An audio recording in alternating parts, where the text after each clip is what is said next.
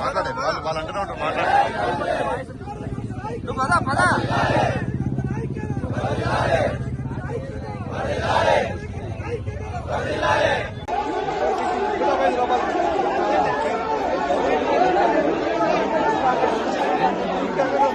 MLA camp office లో ఇప్పటికీ ఇంకా present Revanth Reddy photo Mypal Reddy photo ఉండడంతో తెలంగాణ ముఖ్యమంత్రి కాంగ్రెస్ పార్టీ ముఖ్య నాయకులు అందరం కలిసేసి రేవంత్ రెడ్డి గారి ఫోటో పెట్టుకోవడం కోసం ఇక్కడికి చేరుకోవడం ఎమ్మెల్యే క్యాంప్ ఆఫీస్ చేరుకోవడం జరిగింది.